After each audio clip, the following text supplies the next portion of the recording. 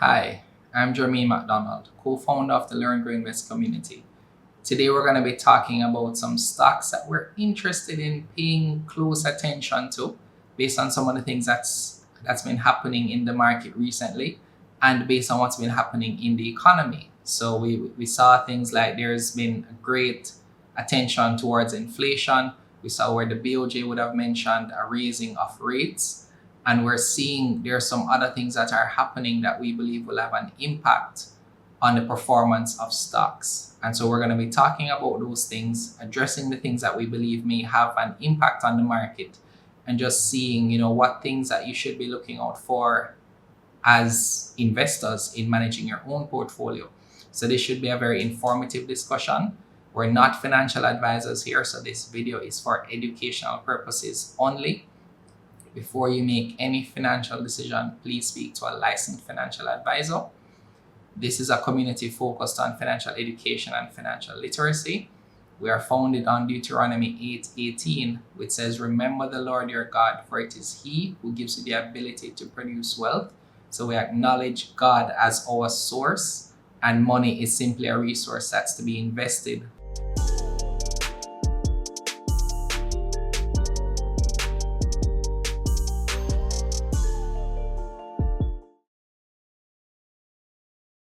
For Q4 for 2021 going into New Year as well. Again, I'm here with my trusty, very much well-known, no stranger to the world of investing, Andre Thompson. Right? Yeah, So pretty much, yeah, man. So pretty much, I mean, we've had a lot of stuff happen actually over the last 3 quarters, and coming down to this fourth one, some interesting stuff is there that basically sets us up for the companies that we'll be watching and investing in, and possibly could be investing in for this final quarter. I think the biggest thing though centers around the big I word, the boogeyman that's called inflation, pretty much, and BOJ's interest rate hike, with their plans to try and stave off, inflation rising above or going above their band, which it has already gone above their band of 6.1%, pretty much. Yeah. So, I mean, how you see that playing out, and then as we talk about the companies, because I've got a couple of companies, and I've got a couple of things of how that could possibly impact all of us. Who gets impacted. yes. I mean, we've all been hearing about inflation, and the BOJ increased the overnight policy rate by 100 basis points, from 0.5% to 1.5. And I mean, it's the interest rate. Controlling interest rate is one of the tools in the BOJ's arsenal with respect to combating inflation. So I mean, I believe that most of the inflation that we've been seeing would have been more cost push inflation, like with respect to increases in prices. So, with respect to, we've been hearing about, supply chain disruptions, and we've been hearing about, all of the works that resulted as as because of the whole bottleneck effect that COVID caused during the lockdown period. So, on this stuff, there's been a lot of thought that the inflation is transitory. There's talk, that it might be a little bit longer than one would want to think. So, the BOJ, they acted upon that and increased interest rates, basically an effort to pull money out of the economy, to kind of curtail spending and to kind of slow down the increase in prices that we've been seeing. But I mean, locally, most of the inflation, I believe it's as a result of external factors more on the global scale. So, as I mentioned earlier, the whole supply chain issues, the shortage of containers, the rise in shipping costs, things like that, rising commodities on the global markets, and we just have to watch and see, the impact that the rise in the overnight policy rate will have on the Jamaican economy. But I know for sure that, over time, we can brace for higher interest rates, consumer loans, mortgages, credit card loans, all of that. We probably want to brace for some higher interest rates. So as we were getting ready for this, I actually came across the article that was put out. Kalila did an article. It's a transcript of her article for inflation and BOJ's interest rate hike. And it's a good article in terms of explaining to the layman what the BOJ's objective was in terms of what they're trying to curtail, which is basically, as you rightfully said, that possible price increase that is coming if they don't, curtail inflation. The flip side of that, though, is what the private sector of Jamaica and others have been thinking, is that we know that it's supposed to start mopping up liquidity, right? Which means that for the banking side, when we look on the financial sector, they might be increasing their rates for doing things like loans, etc., mortgages, etc. So all of the fun that we've been having with very low rates for mortgages, very low rates for credit cards, low rates for purchase of motor vehicles, etc., low rates for businesses as well too. That is possibly going to be is on the way to being curtailed, basically. And we've seen in the news reports that persons have not been happy about that. They've expressed, their discomfort about the fact that we are about to slow down the economy. But the BOJ has been very firm in stating, and they actually recently tweeted it as well to say that they would prefer to slow the economy down than to have persons who are especially vulnerable in terms of that price increase feel it based on the fact that inflation has gotten away from them, right? Yeah.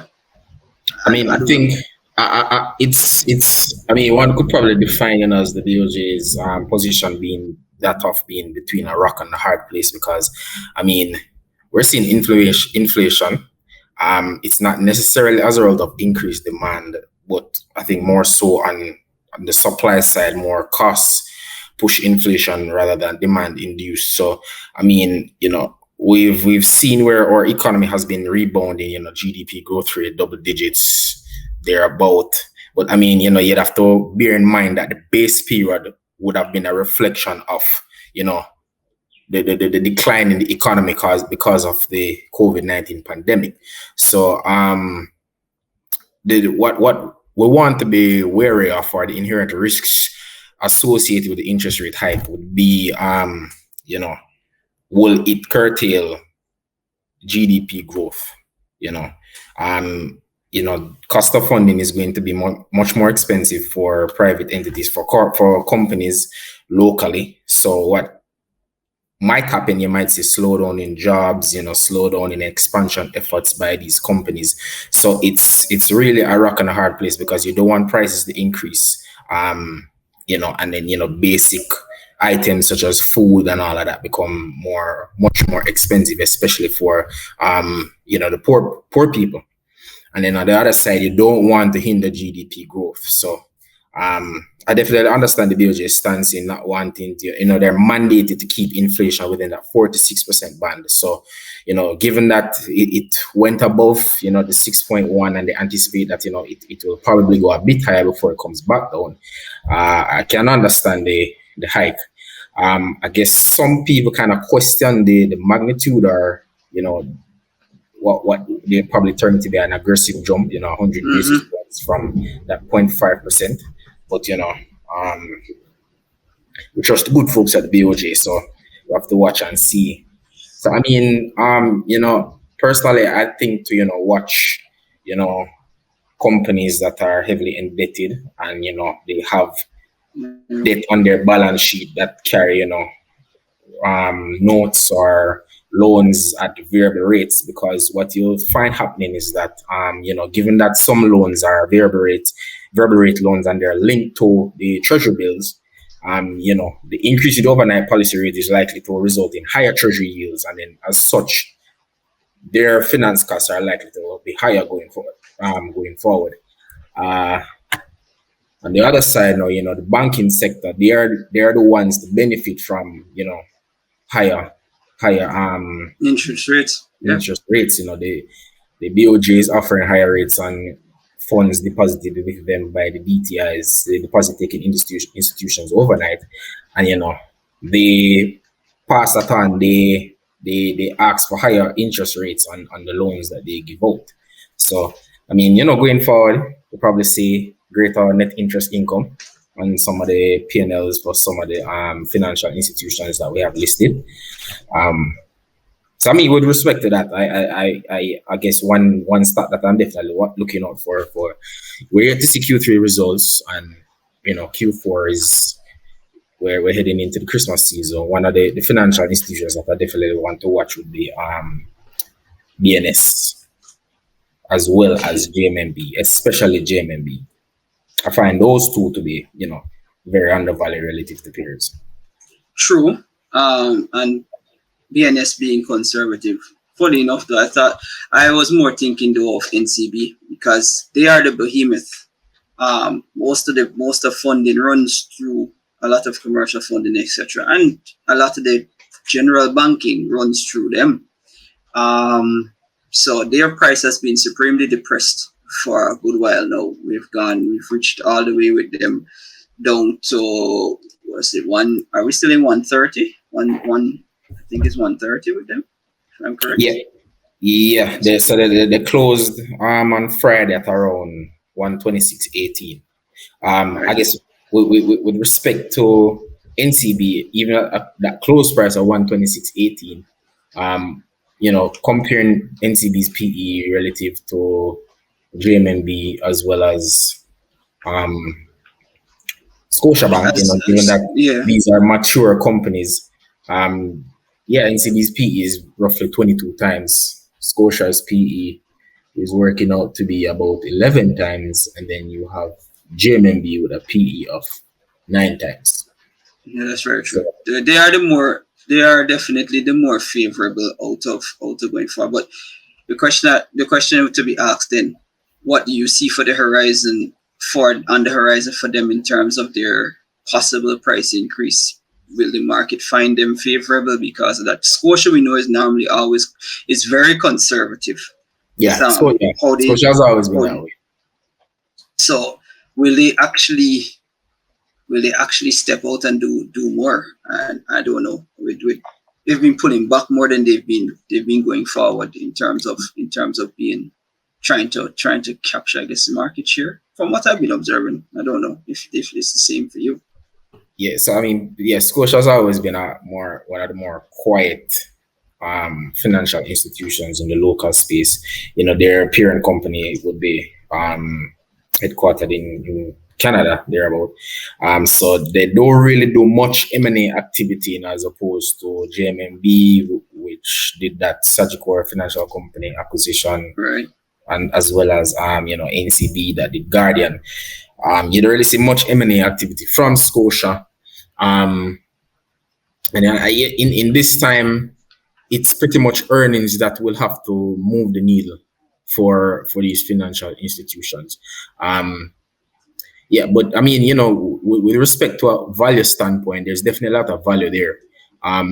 Scotia, they at one point, I remember Scotia had a pretty attractive dividend policy. They had a yield, I think it was around like late 2019, when they kind of stepped up their dividend policy, and then COVID happened in March 2020. Yeah, we're probably to return to an attractive dividend policy, then that would definitely move the needle. But I mean, even right now, their dividend yield over the last 12 months is 4.4%. And that's favorable when compared to NCB's dividend yield of, NCB that they kind of closed off on paying out dividends for a while. They just started back recently. So I have a dividend yield of 0.4% for them. Yes, that's right. That also compares to GMMB that has a dividend yield of 2.25%, and then you have the overall market yield of 2.5%. So Scotia's dividend yield of 4.4% is definitely pretty attractive. So I mean, you can see a price increase, should a financial institution that's looking for dividend income realize Scotia to be a favorable play, and then financial institutional investors are the ones with the pockets that can move the needle with respect to should they decide to take a position in Scotia. It's interesting too. Both JMMB and Scotia's prices are market prices, basically in lockstep with each other. 38, 36, hovering just over the $35 mark, but below the $40 mark. So they're locked. The only difference between the two, well, the outright difference between the two of them is PE, of which JMMB has a more favorable PE, being a bit low, but not much, to be very honest. So yeah, but they have great earnings yield potential, basically. Yeah, and I mean the announcement of the consideration of a share buyback program that moved the needle. The price, prior to the announcement, the price was around 34, 35, and subsequent to the announcement, I saw the price pretty much jump to high 38s before leveling off at 37. The price closed at 37.75 on Friday. So I believe investors definitely watching that space, for that share buyback program that they're considering. Yeah, definitely. If they do that, that is for sure. That should bode well for the price to start moving again, because we always know share buybacks, in terms of lessening the amount of shares that are out there, is always favorable for the investor that is already holding. That means they get more money when it gets paid out. So yeah, more of the pie. So that's in truth, that's good. Yeah, they definitely. With that being said, the financial sector itself, as with respect to the interest rate hike, is the ones that are supposed to be at this point in time going forward. All of those companies are supposed to be the ones. Another thing on that then, what about remittances and stuff? Because that is coming in as well, hot and heavy. We've had very, very high level of remittances, actually really doing well in that section. There are companies that are there that are standing to gain high with the remittances that are coming in. Definitely if there's higher prices for goods and services, and we're trying to stave that off for the everyday person, then we might have an uptick even more, or constant at least, in remittances remaining like the real high performer right there. And as such, companies such as Grace Kennedy, Lasco Financial, that are on the market. We have Access Financial as well too, that those remittances could see some offshoots there in terms of that sector as well too. Thinking about those. Yeah, so remittance is definitely. But what I noticed for remittances report for August 2021 was that remittances actually declined period over period. Remittances declined by roughly about 4% relative to August 2020. So it seems to be losing some steam, for much of 2020 and 2021, we've seen remittances growing at double-digit pace, but it started to show some signs of slowing down for June 2021, it grew by 9.7% relative to 29.8 for May 2021 relative to May 2020. So for June, we've seen remittances starting to slow down, and then for July, it inched up a bit.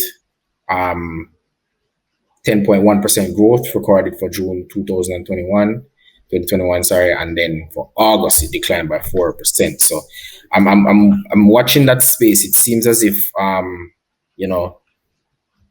given rebounding and recoveries of economies, remittances seems to be losing a little bit of steam. Yeah, the levels that remittances have reached, however, though, are definitely much higher than what we've seen in 2019. So there seems to have been somewhat of a paradigm shift with respect to the levels of remittances that we've been seeing, the level of remittance activities. But that level of growth now is seen to be stabilizing. Mm-hmm. All right. Well, then that puts that out. Well, then the next big thing then, and it goes hand in hand with the general discussion of inflation, BOJ's rate hike is one of the big reasons of why, because that was actually in their report of why they decided to go ahead and do the early rate hike, and that is our global shipping issue that has been hitting us terribly, or hitting everybody, I should say, not just us, but everybody terribly, with container prices having gone up to astronomical figures, based on basically what I would call a perfect storm. You have COVID first, then you ended up with the Suez Canal blockage, and then you ended up with the COVID issue at the major Chinese ports, and everything just coalesced into one big, nice storm. And now we have massive shipping prices for stuff coming in. I've been reading reports. Bloomberg has put it out. Other places have put it out. I read a very nicely detailed report by Yahoo Finance. Everybody's estimation is nothing less than 6 months, and that was a month ago. No, it's not a month ago that it's gone so far, but they say 6 months that we're going to be caught or the global world is going to be caught with high shipping prices. And they basically explained that, supply and demand, as you rightfully said, right, is that right now it makes sense for everybody to move to the area where they're trying to get they have the higher demand and not enough supply for those containers, etc. And as such, is costing astronomical figures to basically ship those goods here, there, and everywhere. But we've seen some stuff with respect to the shipping stuff. Let's look at our biggest trading partner, which is the United States. And we just recently had the President of the United States, Mr. Biden, basically say that the ports need to basically stay running 24 hours to get off that 600 ship backlog or 500 ship backlog, I think it was, that was out in I think off the California coast, the airport there. So. And all of that trickles down to us as well too at the end of the day too. So I mean, when I look on that, I am concerned about this going for the 6 months and how that's going to bode for the Christmas season, when it's supposed to be our highest activity of getting anything in. That's the first thing. Your imports are stuck. Oh, they're not even at the dock anymore. They're not even at the wharf anymore. They're basically not even here, right? That's the first part. And then to get that, how much it costs, So, and then the companies that basically either stand to gain, stand to lose from that. I've got a couple, but I'll let you go first with your thought process on that one there. So. Yeah, so I mean, with respect to the shipping cost, and I mean, it's even made worse by higher commodity prices on the global markets. One of the first casualties that I've actually seen, there could be more, but one of the ones that I've actually taken notice of was Jamaica broilers. For their report, the Q1 July 2021 report, they reported lower net profits, and part of it was as a result of a 13% reduction in the company's gross margin ratio, and they attributed that decline directly to higher raw materials as well as the rise in shipping costs. So I mean, one of the sectors that are likely to have a tough time, I believe, include the manufacturing sector as well as retail. Companies that rely on raw materials or goods for retail from overseas markets, they're the ones that are likely to be impacted by the delays in shipment, as well as higher shipping costs as a result of closure of ports, the whole blockage at by the Evergreen, as well as shortage of containers. So yeah, manufacturing. I mean, I'm looking out for reports for Q3, to see how some of these companies managed, those challenges. But I definitely believe that those are the ones that would be having a hard time.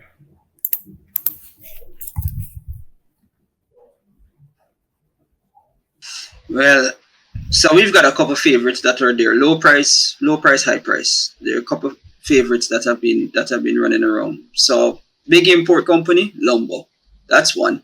But they've stated that they've basically been doing what they need to do to have enough surplus. to go forward in that space of the housing market, basically. We'll see how that goes for them. But everybody should be aware that they import everything that is there. That's that to get everything down here. That's what they primarily do, right? So Yeah, and I mean it's funny you brought up lumber. I mean there are other risks as well. I mean, the construction sector has been doing very well, but then I mean, as you mentioned, rising shipping costs, and then I mean even this interest rate hike. Um, you know, more than likely all type of loans are going to become more expensive to service, and in particular mortgages. So assuming that once the increase in the overnight policy rate has become fully reflected in consumer loans and loans offered by the banks and all of that, mortgage rates are likely to be higher, and then I mean in theory you might see some slowdown in demand for residential units, and then commercial has pretty much been slowed down as a result of work from home and all of that. So mhm. um, I'm watching to see how that plays out for the whole construction sector, so that not only lumber Carb deals, cement, but carb carb cement as cement. well. Yep, Yeah.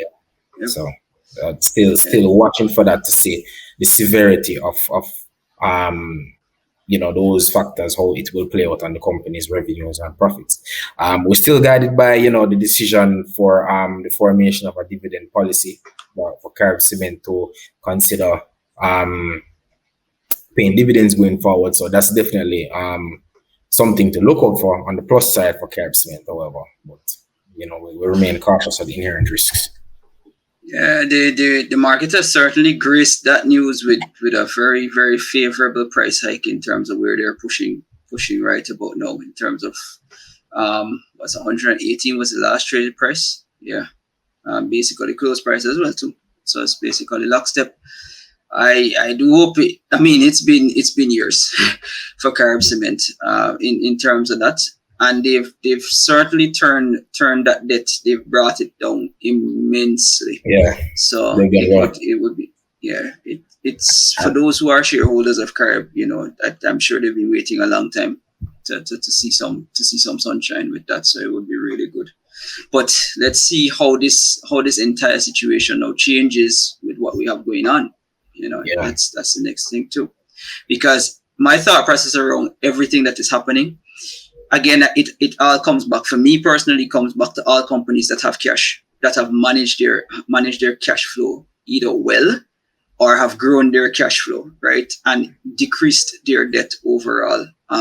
It puts them in a position to either ride out the immediate effects, or expand if they think they have more than enough, right? So pretty much it's a positive that Lombard's definitely brought down their debt, especially at this point in time with the headwinds that we're about to step forward into. But at the same time, I can't help but think they might have become a bit cautious, and not want to overstep themselves. But we'll see what they say at their next meeting in terms of what they do. yeah. I mean, the Lombard has very low debt, a lot of cash, and I mean, they're looking at expanding. So there are risks where Lombard is concerned, and at the same time, the outlook, there's some positive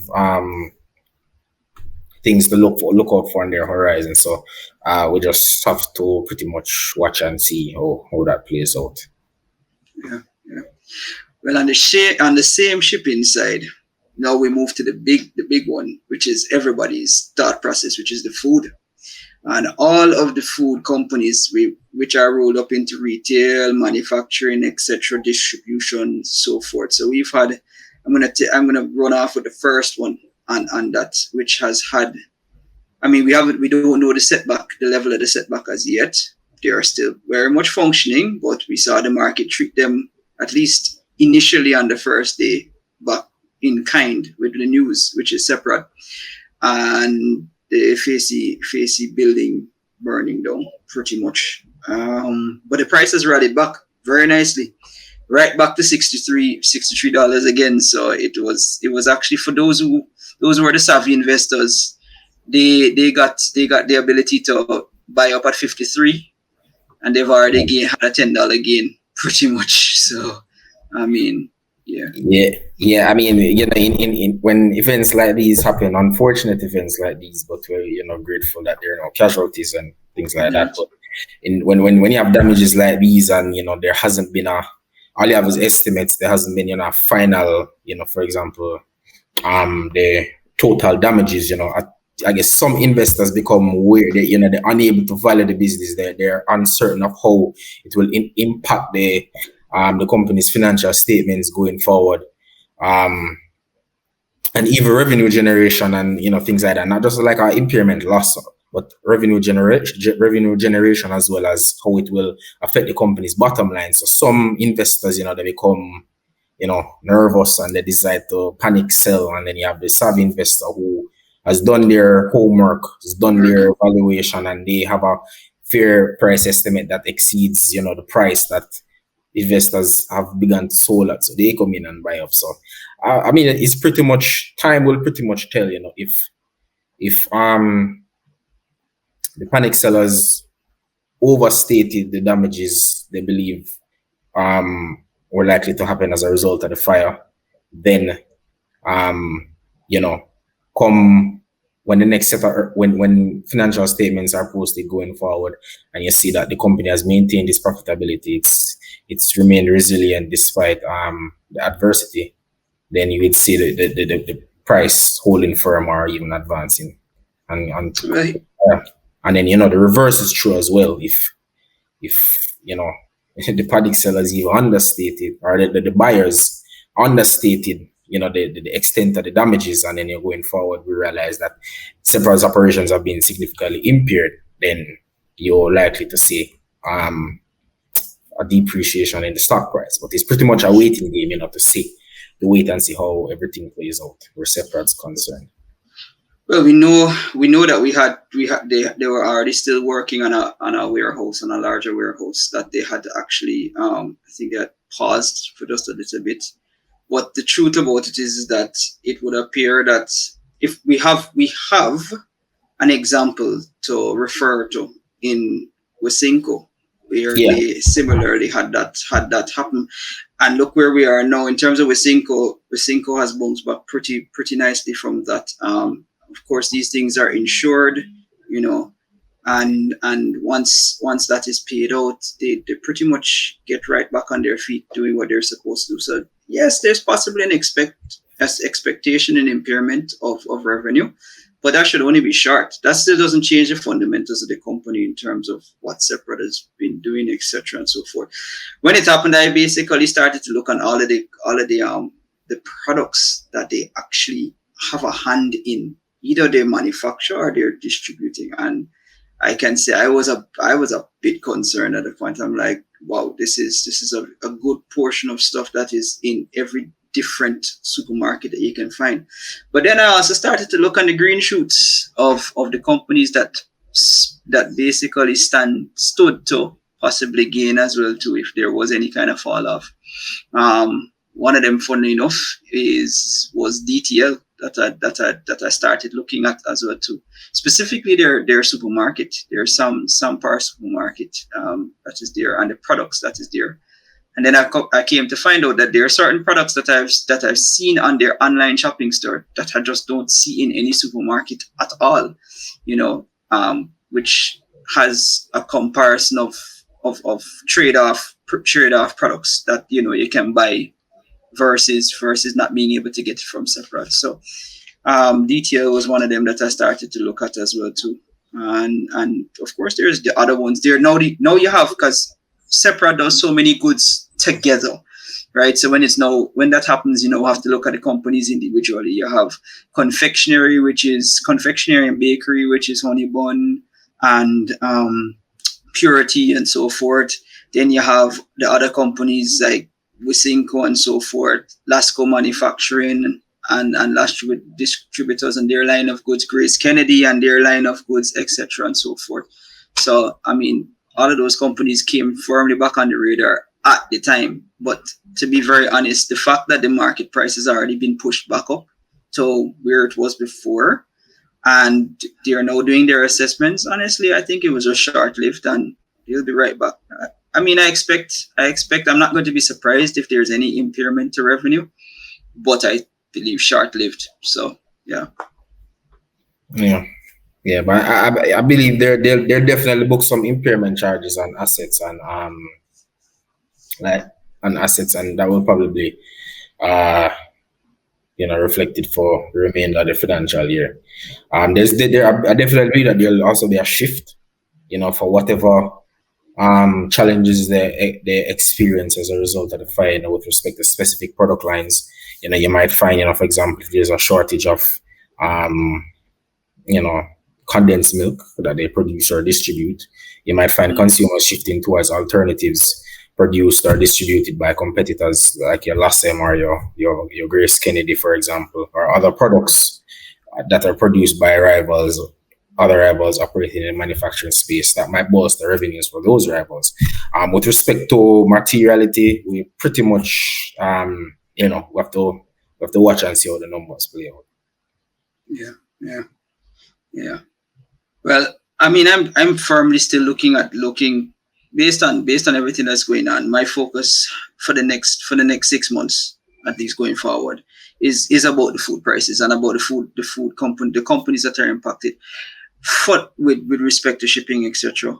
Which brings me to one that I definitely have to take a proper look at, which is Jamaica producers. And the reason being is because they have their own shipping line, if I remember correctly.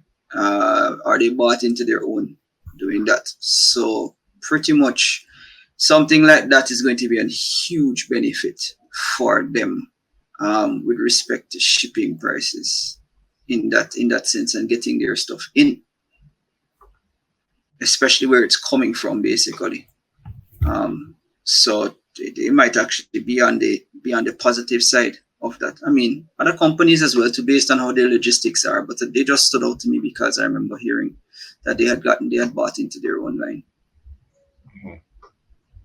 So, but I mean, every one of the companies. But the thing about it is though, with the prices, again, simple supply and demand. If demand goes up because the prices have to rise, or there's demand and there's not that much supply, prices rise. These companies all it bodes well for them as well too. It's not necessarily going to be a fall off. So all of these various companies, right, should see really good earnings within the next quarter. If we think about it just simplistically, then from that level. I also think it ultimately boils down to how well they can also contain their costs, because I mean, how much of the price increases can they pass on to the consumers? They have to absorb some of it. So Right. they might report higher revenues, but then in the event that they also report higher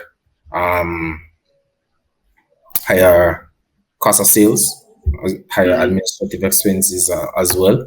Um, you know, Higher utilities. We see our gas prices have been on the global markets. That will pose a challenge. And might erode whatever increase in revenues they're able to report as a result of you know higher prices, as a result of economies rebounding and opening. So I think at this point in time, I mean, it's even reflected in the index. The index has pretty much been leveling off, and it's much closer to that 400,000 mark than where we were, back in around June, when it closed. The index closed at around 427. What I've even been noticing is that the overall market PE has been falling off. The index on a year to date basis, the index peaked at 427 points, 407,000 points, and then that was, according to my calculation, that's a market PE of around 17.7 times, around 18 times. What I've observed since then is that earnings have since been outpacing price increases, in my opinion. So that as a result of that, I'm seeing market PEs declining. The market PE was reported at 16 times relative to that 17.7 times I told you when the market plateaued back in June. So as I said, what this is suggesting to me is that earnings have been outpacing the growth in prices. So I mean, I believe that this is a reflection of all the inherent risks that the company is given all the external factors, shipping costs, all of the uncertainties associated with the pandemic that we're still in. Less than favorable vaccination, Right. as well as the variants, and then overall the higher inflation and higher interest rates. Because I mean, you know that what we might even say is that from an institutional investor standpoint, especially the more conservative investors, they've been looking to reduce their exposure to equities, given all of the uncertainty on the horizon and the risky nature of stocks. And then I mean, what we see now is that interest rates are going higher, so money market rates are likely to look better. Favorable to them. Yeah.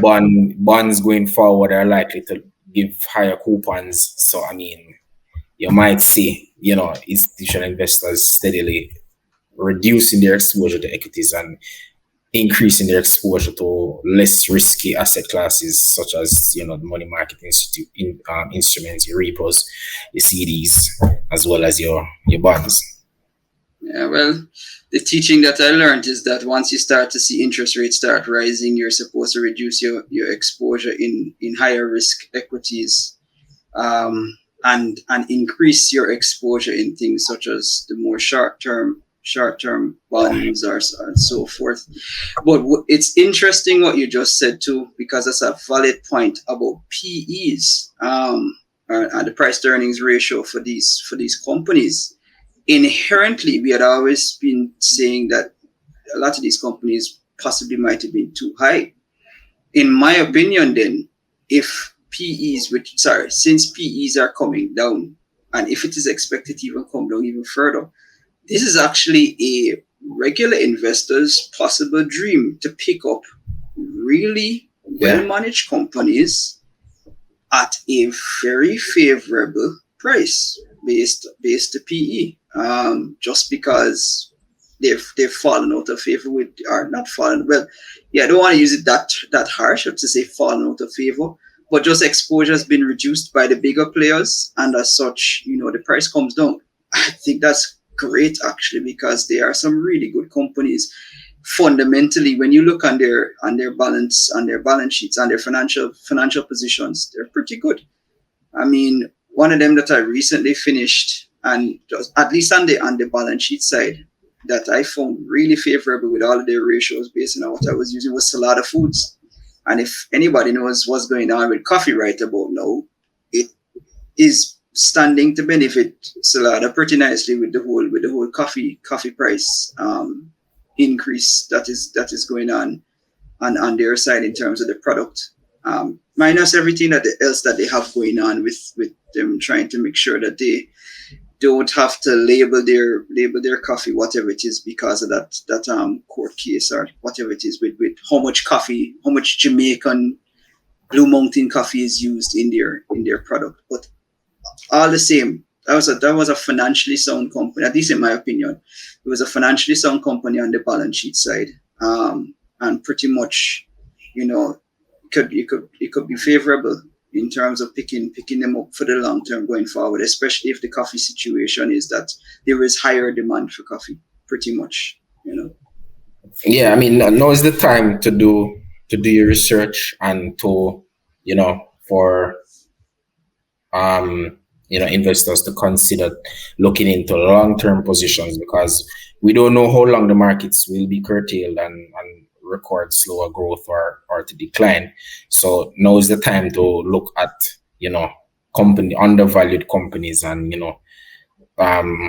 take positions in with I believe the mindset now, or the investment horizon is probably would would be one. The ideal one would be a medium to long term horizon, because I mean, as I said, we don't know how long all this uncertainty is going to persist. So I mean, a short term mindset would prove to be disappointing for some. So I believe it's now is the time to look for the ones that um, offer the highest possible return as a result of, you know, the value that they seek to offer. Yeah. So Well, yeah, I've always been medium to long term. So it's not going to, it doesn't knock me, but so that favors well for me at this point in time, because as I said, really good companies are there to basically take a piece of where they might have been just much higher at the point in time, right? In there. So there's also, with that shipping section as well too, we have another good one that is there, which is directly going to get all of that inflow, which is Kingston Wharves as well too. I was basically interested in them as well too, as one of them, because that's what they are. All of the containers are moving through them. So pretty much, yeah. yeah, definitely. And you know, JP stands to benefit as well, given their material stake in Kingston Wharves. Yeah. Well, let's see how it runs. I mean, for sure. I mean, the quarter is only 3 months, but I mean, with everything going on, if the analysts or the persons who are speculating, their whole work is right, and we are going for 6 months, then it's a different ball game that is there. So I guess the other thing as well, you actually touched on fuel prices. That has gone back up. So the big company on my mind there is Fesco. Thoughts on that?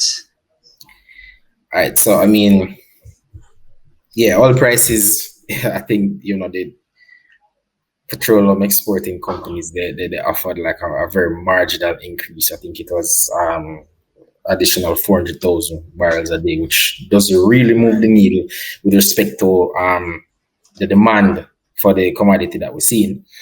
We're heading into the Christmas season. You know, there's the possibility of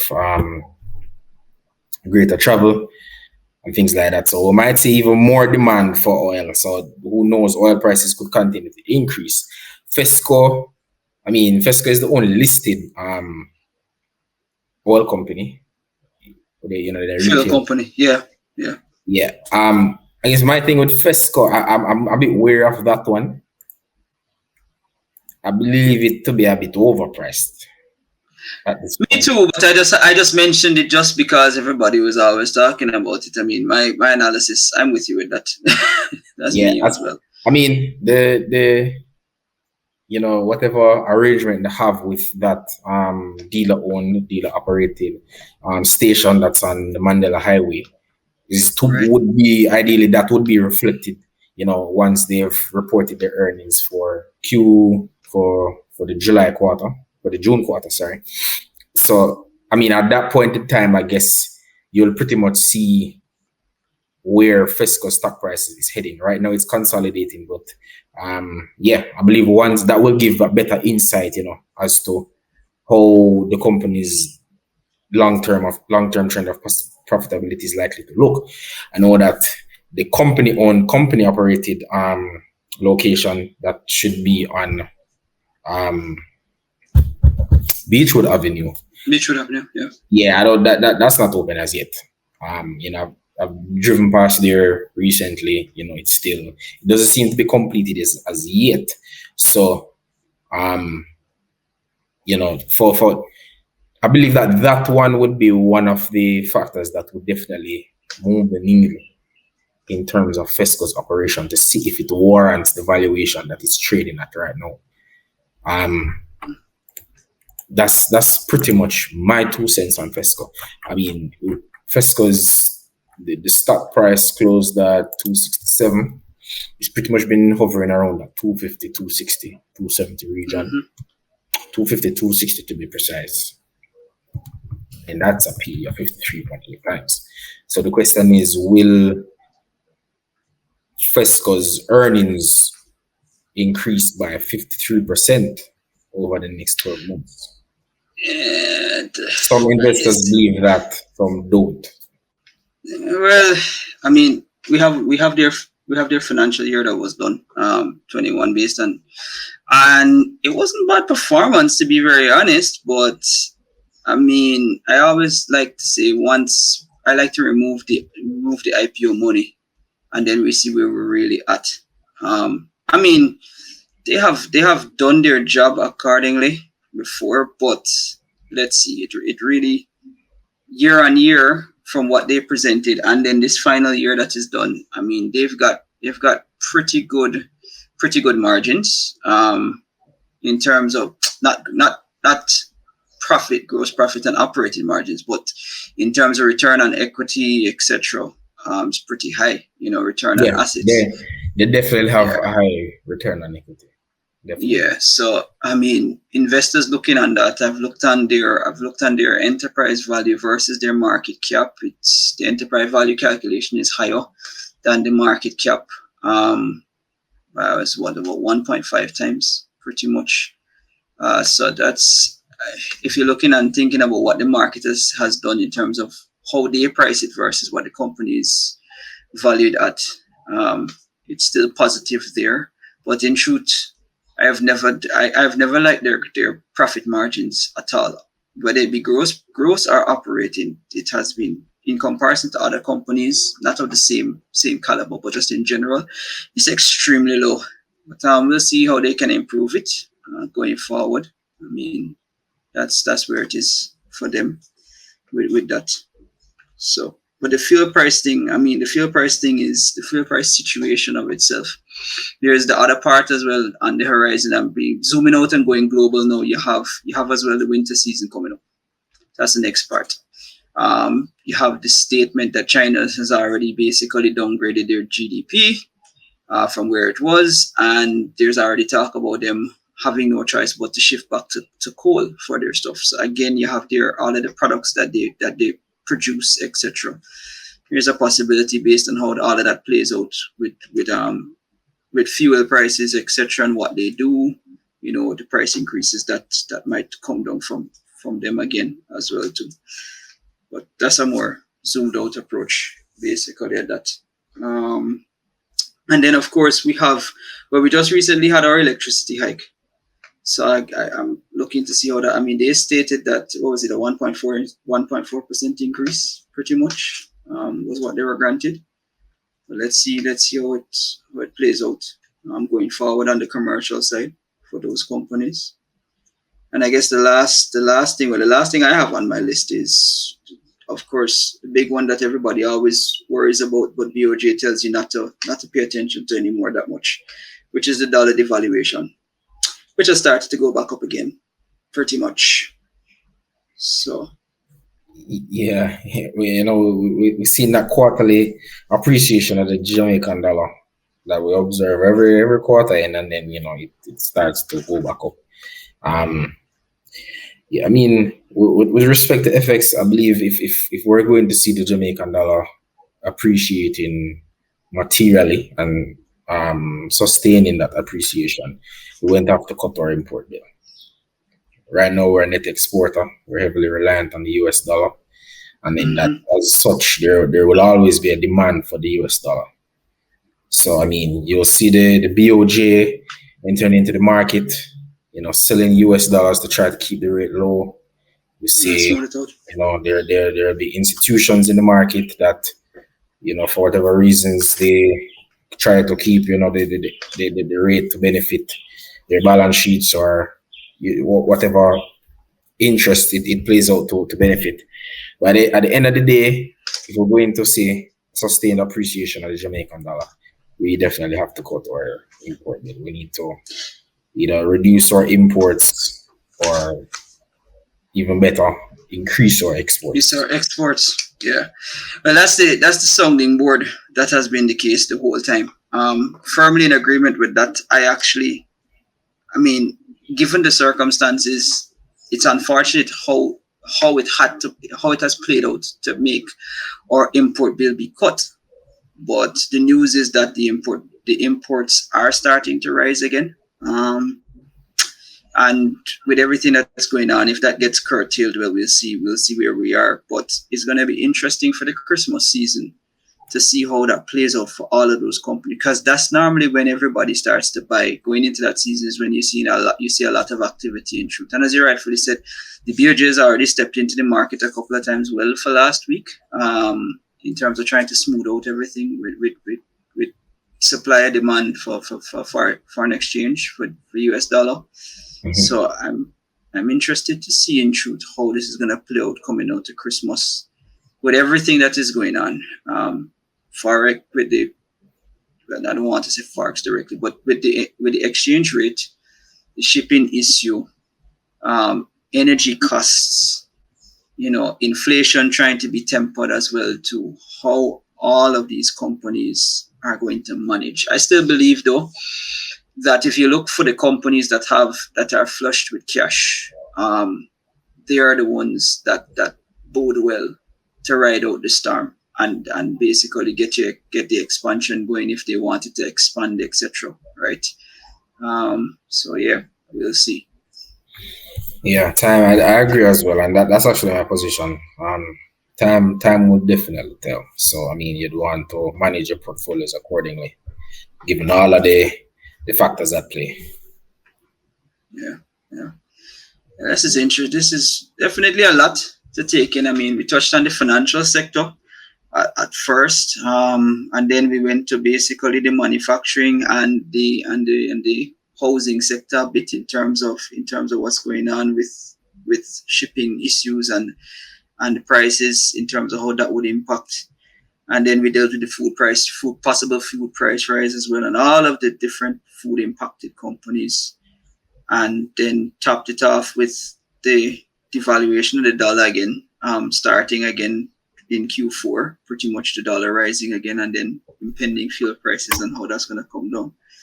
So, I mean, let's see what the financial sector does. So those ones on the table. I mean, overall though, if PEs are coming down, I'm starting to look at all of those companies that have solid balance sheets and good favorable profitability ratios and good economic moats, basically, because that's a golden opportunity mid to long term to basically set a really nice position for the future for 2022, going forward, mid-year 2022 going forward, pretty much, in my opinion, basically. Yeah, and I also believe that, the ones that have the business models and the ones that have the operational efficiencies to best combat all the risks that we just discussed, the ones to best combat the risk or to even evade them. I believe that though there might be some opportunities in those spaces. So basically, at the end of the day, some sectors might be more exposed to the risks that we discussed, while some will be less exposed. It's pretty much to find those loopholes, and then the ones that are in addition to that, in addition to those loopholes, the fundamentally strong companies that are best poised to weather the storms. Yeah, definitely. Interesting times for the next 3 to 6 months, pretty much, and definitely interesting times as we go into 2022, basically, in what's going on there. So let's see what happens. I'm funny enough, I'm excited about it, actually, to be very honest. I mean, with PEs coming down, if it's coming down like that and the market is setting in, we know what we're normally taught in terms of the economics behind what asset classes you hold. Mm-hmm. But as they say, be fearful when everybody is greedy, and be greedy when everybody else is being fearful. So that's correct. So we'll see. So good talk, good talk for sure. Let's see where it is. Let's ready up our capital for what we can, where it can be deposited, and get ready. Position your portfolios accordingly. That would be my advice. Same here. Definitely same here. All right, well, Once again, man, Andre, is a good talk. Thanks a lot. And to everybody out there, we hope that what we've given here will be beneficial in terms of you doing your homework. Of course, everything discussed here is primarily for educational purposes. But as we always say, you do your homework to become better investors, So go out there and find out, just as we've done, what is favorable and see how it can better your portfolio, better your investment style and your portfolio earnings for the future to come. Yeah. Yeah. Wiser words have never been said, Chike. Yeah. All right. All right.